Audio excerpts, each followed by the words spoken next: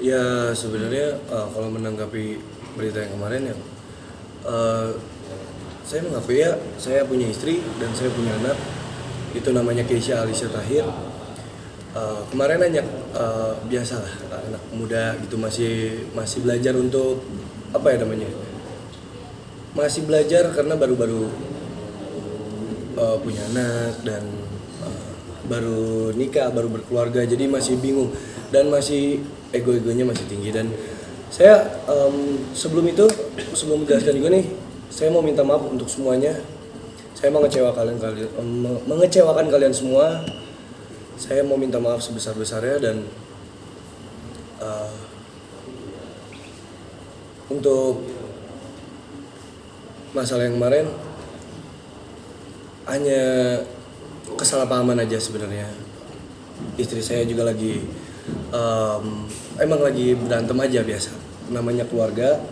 Dan kebetulan ya sayanya juga masih, ya sayanya salah, saya hilaf kemarin. Dan semua sekarang saya mau memperbaiki semuanya. Ya kita sekarang udah mulai baik-baik aja, udah mulai bisa menangani semuanya ya. Itu. Rega, sorry sebelumnya soal adanya kabar perselingkuhan atau orang ketiga seperti apa sih?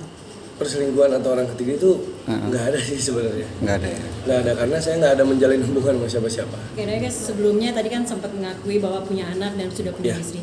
Kalau boleh cerita sedikit dong, flashback nikahnya tuh kapan sih? Terus awalnya nikah tuh kapan? Terus anak tuh lahir akhirnya kapan dan usia sekarang sudah berapa? Mungkin bisa cerita sedikit berbagi, karena fitnahnya kan ada berita yang beredar kan kamu tidak menafkahi anak, tidak mengakui anak gitu. Kalau sekarang pun kondisinya rumah tangga kalian baik-baik, berarti kan sudah ada pembaharuan, sudah ada baik-baiknya. Bisa cerita sedikit nggak?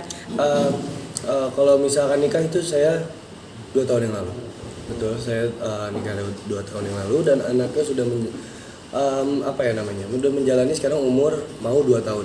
Juli tanggal 5. Itu Keisha lahir 5 Juli dan dia sebentar lagi juga ulang tahun. Yang kedua, ya kalau misalnya awalnya ya